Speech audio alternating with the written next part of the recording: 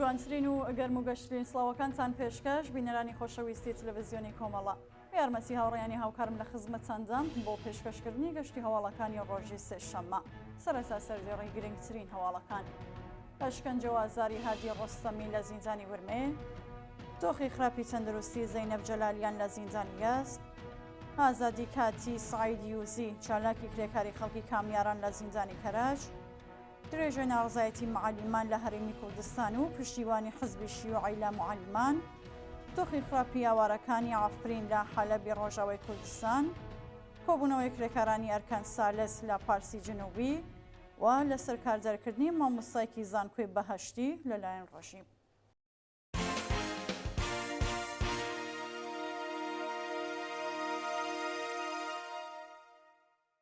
درێژەی هەواڵەکان: ئەشکەنجە و ئازاری هادی ڕۆستەمی لە زیندانی ورمێ.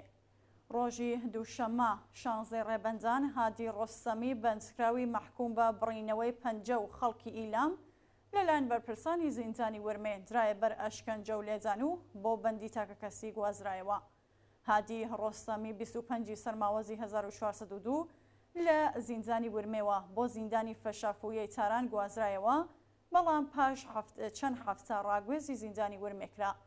ڕۆژی ڕابردوو سەرۆکی دادگۆستەری ورمێ هاوڕێی لەگەڵ کۆمەڵێک لە دادوەرانی ئەو پارێزگایە سەردانی زیندانی ورمەیان کردو، لەگەڵ ژمارەیەک لە بەندکراوان وتوێژیان کرد، بەڵام بەرپرسانی خابگای 1 و 2 ڕێگەیان نەدا هادی ڕۆستەمی چاوی بە سەرۆکی دادگۆستەری بکەوێت. کاتێکە و بەندکراوە لە ئاست هەڵسوکۆتی مەئمورانی زیندان ناڕزایەتی دەرئەبڕێت، ئەدرێتە بەر لێدان و لە حاڵێکدا مێشکی تووشی خوێنبەربوون ئەبێت، ڕەوانەی بەندی تاکە کەسی دەکرێت. دۆخی خراپی تەندروستی کۆڵبەرێکی بریندار لە پاوە. بەپێ راپۆرتی کۆڵبەر نیوز، کۆڵبەرێکی خەڵکی گوندی ئاریتی سەر بە ناوچەی بایەنگانی پاوە بە ناوی کەیهان فاتحی پاش برینداربوون لەلایەن هێزەکانی ڕژیمەوە لە سنووری نەوسود بەهۆی هەژاری لە نەخۆشخانەوە گەڕاوەتە بۆ ماڵ و پارەی بۆ ساڕێژکردنی برینەکانی نەبووە. کەیهان فاتحی ڕۆژی چوارشەمە 11 ڕێبەندانی 1402 لە مۆدای 6 متری بە فیشەکی ساچمەی تەقەی لێکرا و جەستەی زیاتر لە 400 ساچمەی بەرکەوتووە. ئێستا بەهۆی هەژاری پارەی بۆ دەرهێنانی ساچمەکان نییە و برینەکانی التهابی کردووە.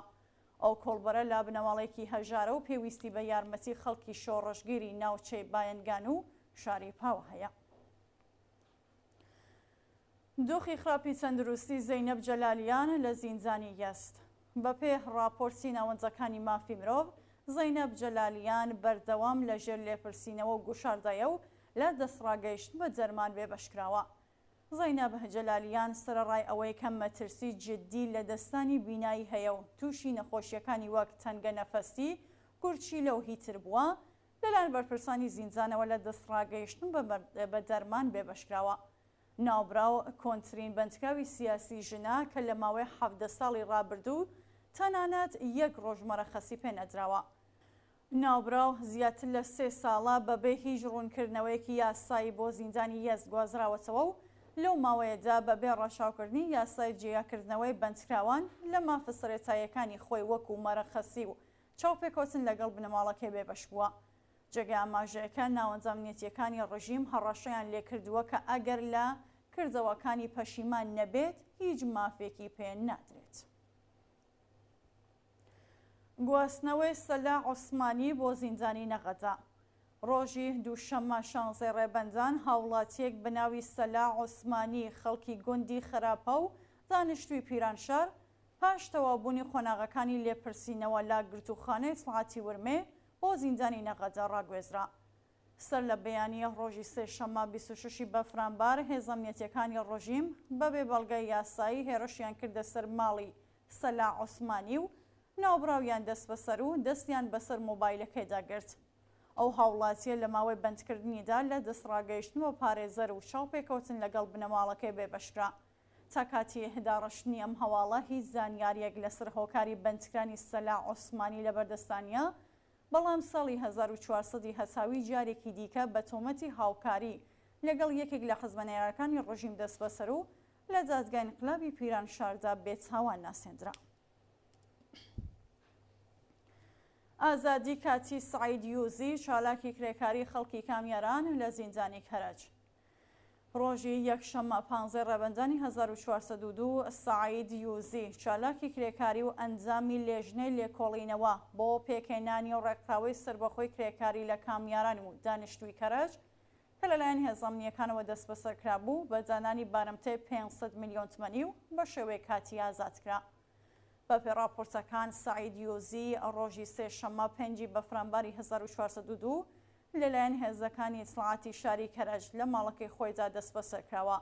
ناوبراو چالاکی کرێکاری و ئەنجامی لێژنەی بەدواداچوون بۆ دروستکردنی ڕێکخراوەی سربەخۆی کرێکاریە و لە 26 ڕەشەممەی 1395 لەگەڵ سێ چالاکوانی کرێکاری بەناوەکانی محەممەد ڕەزا ئاهەنگەر، ساڵح ئەمانی و ڕەشید شەرەفیان لەلایەن هێزەمنیەکانەوە دەست بەسەرکرا بوو. ئەو چالاکە کرێکاریە دوای 40 ڕۆژ بەندکران بە دانانی بارەمتەی 100 میلیۆن تمەنی لە زیندانی ناوەندی سنە ئازادکرا. شاینی باسە ناوبراو پێشتریش بەهۆی چالاکی کرێکاری و سندیکایەکانی دەست بەسەرکراوە. درێژە ناڕزایەتی معالیمان لە هەرێمی کوردستان و پشتیوانی حەزبی شیوعی لە معالیمان. ڕۆژی دووشەممە 16 ڕێبەنجان معالیمان و فەرمانبەرانی پەروەرجەی هەرێمی کوردستان بۆ جارێکی دیکە لە شارەکانی سلێمانی، هەڵەبجە و ناوچەکانی گەرمیان و ڕاپەڕین خۆپیشاندانیان کردو لایەنگرانی حەزبی شیوعیش بۆ پشتیوانی لە معالیمان لە شاری سلێمانی کۆبوونەوە. ماوەی چەند مانگە معالیمان و مامۆستایانی وانەبێژی هەرێمی کوردستان بەهۆی نەدانی موشەکانیان دەوامیان بایکوت کردووە و بەردەوام لەسەر شەقامی شارەکانی هەرێم خۆپیشاندان دەکەن. معالیمانی ناڕازی خوازیاری بەسکردنەوەی پلەکانیان لە گەڵاڵەی ڕیزبەندی، پێزانی چەند مانگ موشەی دواکەوت و پەرزاختکردنی حەقدەست لە کاتی خۆیدا، گۆڕانی دۆخی پیشەیی و گۆڕانی گرێبەستەکانیان لە کاتیەوە بۆ هەمیشەی بوون. ڕۆژی دووشەممە ئەنجامان و لایەنگرانی حەزبی شیوعی لە شاری سلێمانی وابەستی پشتیوانی لە معالیمان کۆبوونەوە و داوایان کرد حکوومەتی هەرێم کێشە و گرفتی مامۆستایان چارەسەر بکات. دۆخی خراپی ئاوارەکانی عەفرین لە حەلەبی ڕۆژاوای کوردستان. بەپێ راپۆرتی ڕوانگەی سووری بۆ مافەکانی مرۆڤ، بارودۆخی ئاوارەکانی عەفرین لە دەوروبەری شاری حەلەب بەهۆی ئەو گەمارۆیەی خراوەتە سەریان کارە ساتبارە و پێویستیان بە یارمەتی مرۆی هەیە. لەو کاتەوە شاری حەلەب لە پاشماوەکانی داعش و گروپە ئیسلامگەرەکانی سەر بە تورکیا پاکرایەوە، ڕژیمی بەشار ئەسەد گەمارۆ خستووەتە سەر دوو گەڕەکی ئەشرەفیە و شێخ مەقسوود کە کوردنشین و تەسلیمی تورکیا و ڕژیمی ئەسەد نەبوون. کاتێک شاری عەفرین لەلایەن تورکیاوە جاگیرکرا بە هەزاران شارۆمەندی کورد ئاوارەی دەوروبەری حەلەب کران و ئێستا بەهۆی ئەو گەمارۆیەی لەلایەن ئیسلامگەرەکانی سەر بە دەوڵەتی تورکیا و ڕژیمی بەشار ئەسەد بەسەریاندا سەپاوە لە دۆخێکی خراپدا دەژین. بە پێزانیاریەکان هەزاران ژن، منداڵ و بەسەڵاتچوو دەستڕەسیان بە دەرمان و خۆراک نییە و لە سەرمای زستاندا ناچارن جل و بەرگەکانیان بسووتێنن تاکو منداڵەکانیان گەرمکەنەوە. کۆبوونەوەی کرێکارانی ئەرکان سالز لە پارسی جنوبی. ڕۆژی دووشەممە 16 ڕێبەندانی 1402 کرێکارانی ئەرکان سالزی شاغڵ لە پرۆژەکانی پارسی جنوبی لە ناڕزایەتی بە جێبەجێ نەکردنی داخوازیەکانیان کۆبوونەوە. کرێکارانی ئەرکان سالز لە پاڵاوگەکانی 5، 9 و 11 پارسی جنوبی خوازیاری بەکردەوە دەرهاتنی گەڵاڵی ڕیزبەندی پیشەکان، زابینکردنی ئیمکاناتی ڕەفاهی، بەکردەوە دەرهاتنی یاسای 14 ڕۆژکار 14 ڕۆژ پشودان، تەزمینی ئەمنیەتی پیشەئی، سازماندانی کرێکاران لە بەشە جۆراوجۆرەکانی پارسی جنوبی، گۆڕانی گرێبەستەکان و دۆخی پیشەی بوون. ناڕزایەتی کرێکارانی بێکارکراوی بەنداوی دز لە ئەندیمشک. ڕۆژی دووشەممە 16 ڕێبەندان کرێکارانی لە سەرکاردەرکراوی بەنداوی دز لە شاری ئەندیمشک بۆ 8مین ڕۆژی بەردەوام لە ئەزبلا تەکلیف بوونیان کۆبوونەوە. بەپێی راپۆرتەکان نوێنەری شارستانی ئەندیمشک لە مەجلسی کۆنەپەرستی کۆماری ئیسلامی دەیان کرێکاری شاغڵ لە پرۆژەی وزەخانەی بەنداوی دزی بێکار کردووە و خزم و کەسوکاری خۆی لە جێگەیان دامەزراندووە. کرێکارانی ناڕازی دەڵێن بە بێهۆکار بێکارکراون و تەنانەت حەقدەست و مەزایە دواخراوەکانیان پەرداخت نەکراوە. ئێستا هیچ بەرپرسێکی ئۆستانی خوزستان وەڵامی داخوازیەکانیانی نەداتەوە و لە بلا تەکلیفیدا ماونەتەوە. کۆبوونەوەی بنەماڵەی هەواڵنێرانی گەمارۆدراوە لە بەردەم ڕۆژنامەی فەردای ئیقتساد. مەریەم شکرانی هەواڵنێری بواری ئابووری شەوی دووشەممە 16 ڕێبەندان لە ماڵپەڕی تایبەتی خۆیدا ڕایگەیان ژمارەیەک لە هەواڵنێرانی ڕۆژنامەی فەردای ئیقتساد لە کاتژمێر 2 دوانیوەڕۆ لەلایەن هێزەمنیەکانەوە لە شوێنی کارەکەیان گەمارۆدراون و مۆبایلەکانیان زەوت کراوە.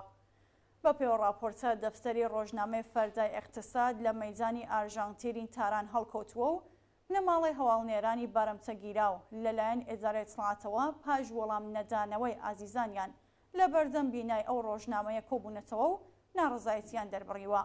بە وتەی سەرچاوە خۆجەیەکان هێزەکانی ڕژیم بە بنەماڵەکانیان وتووەکان نیگەران نەبن و دۆخی تەندروستی کارمەندانی ئەو ڕۆژنامەیە باشە. سەپاندنی سزای قورسی زیندان بەسەر ئەمیر نەسر ئازادانی لە ئیسفەهان. بەپێ راپۆرتی ناوەندەکانی مافی مرۆڤ ئەمیر نەسر ئازادانی لە یاریزانەکانی یانەی سوپاهانی ئیسفەهان لەلایەن دەستگای قەزای ڕژیمەوە بە 26 ساڵ زیندان سزادراوە. ئەمیر نەسر ئازادانی لە وەرزشوانانی خۆشناوی ئیسفەهانە کە لە ڕەوتی شۆڕشی ژینە لە ناڕزایەتیەکاندا بەشداری و ڕاستۆخۆ پشتیوانی لە خەڵکی ڕاپەڕی کردبوو. ئەوە یاریزانەی یانەی فوتباڵی ئیسفەهان هاوڕێ لەگەڵ چەند کەسی دیکە لە پەروەندەی ناسراو بە خانەی ئیسفەهاندا دەست بەسەر و دواتر بە بەغی شەڕی چەکداری دژ بە ڕژیم تۆمەتبار و بە 26 ساڵ زیندانی تەعزیری مەحکوم کرا. دەستبەسەرکردنی 5 هاوڵاتی بەلوچ لە چابەهار. ڕۆژی سێشەممە 10 ڕێبەندان هێزەکانی ئیتڵاعاتی سوپای پاسەرانی زاهیدزان و چابەهار پێکەوە 5 شارۆمەندی بەلوچیان بەبێ بەڵگەی قەزایی دەستبەسەر کرد. بەپێ راپۆرتی کەمپێنی شالەکانی بەلوچ هێزەکانی ئیتڵاعاتی سوپای پاسەران ئەو 5 هاوڵاتیان بەبێ بەڵگەی قەزایی دەستبەسەر و بۆ شوێنێکی نادیار گواستوەتەوە. ناسناوی 4 کەس لە بەندکراوان کە برای یەکترین بریتیە لە ئیسماعیل ئێلیاس تەمەن 16 ساڵ یاسر و ناسر ناروی. دووە هەواڵ لە سەرکاردەرکردنی مامۆستایەکی زانکۆی بەهەشتی لەلایەن ڕژیم. ئەحمەد شەکەرچی ئەنجامی دەستەی زانیاری گروپی کۆمەڵایەتی زانکۆی بەهەشتی تاران بە بڵاوکردنی ئەبلاغیەک لە تۆڕە کۆمەڵایەتیەکان ڕایگەیاندکە لە سەرکارەکەی دەرکراوە. بە پێزانیاریەکان شەکەرچی یەکێک لە واژۆکارانی بەیانیەی بە کۆمەڵی مامۆستایانی زانکۆ دژ بە بەندکرانی خوێندکاران لە سەردەمی شۆڕشی ژینا بوو. لەو کاتەوە دەوڵەتی 13هەم دەست بەکار بووە نزیکەی 6 مامۆستای زانکۆ بۆ بیانووی جۆراوجۆر لە سەرکار دەرکراون ڕەوەندێکە لە ڕەوتی شۆڕشی ژینا پەرێسەندووە. بینەرانی خۆشەویست هەواڵەکانتان پێشکەشکرا هەر شاد و ئاسوودە بن.